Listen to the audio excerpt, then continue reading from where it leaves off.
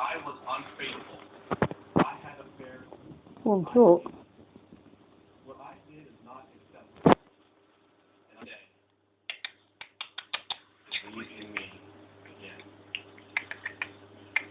After a sniffle, it was over to Mother for a hug. She told him she loved him, was proud of him, and would always be there for him.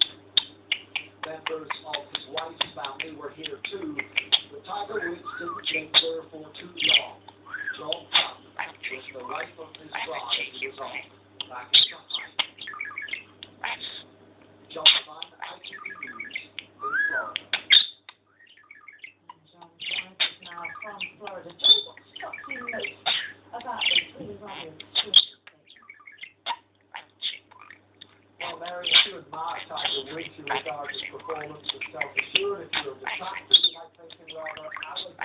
Personally, I thought when he was pleased, he was very good. I was impressed in particular by his remarks about his wife, Ela. He sounded to me like a husband who desperately wants to save his marriage and was going to do everything he can to try to achieve that.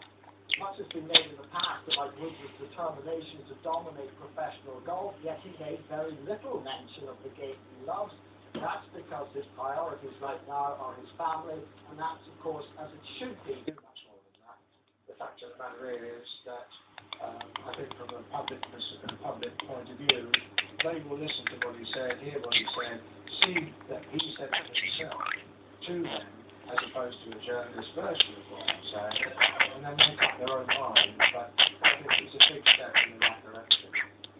In terms of the stage management, no questions and just the two cameras until one went down, is that how you would advise him to do it? No, I mean, there's lots of things about what's happened in the last few months that I think are very different. First, the disappointment coming out in the first place. And then if it does come out, going up for Winfrey, and obviously explain your thoughts and feelings, and how bad you've let everybody down, so that everybody can see that early on, and that stops editors coming out with the same kind of stories, because public sympathy is there for him, and he's already taken the blame.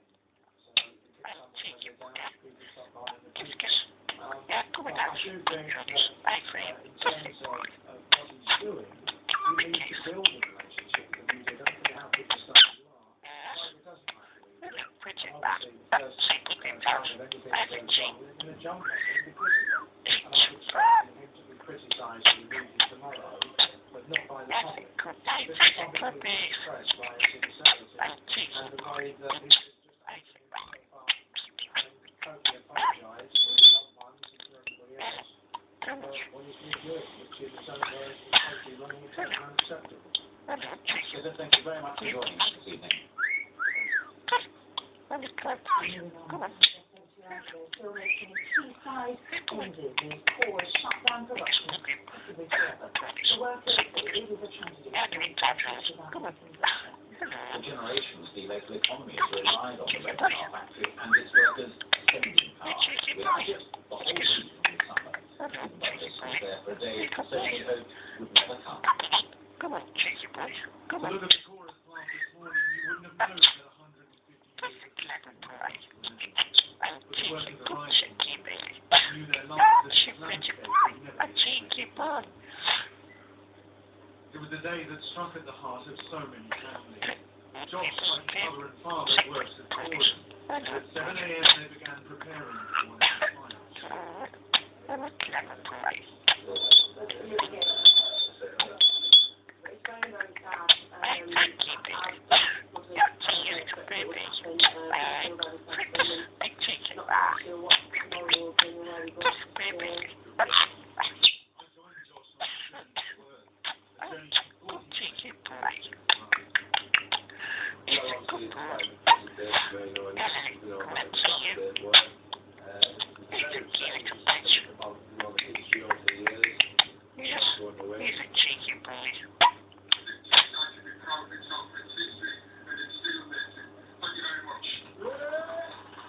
By 11 o'clock, hundreds had gathered outside the gates. They'd come to protest and mark the death of an industry they loved.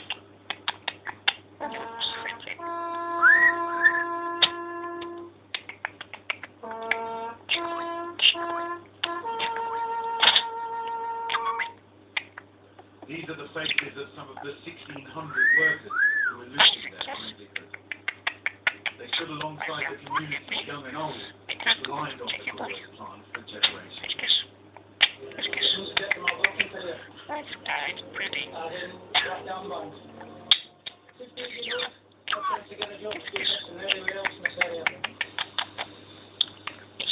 These pictures obtained by ITV show the last iron ore ever to be made in the plant's blast furnace.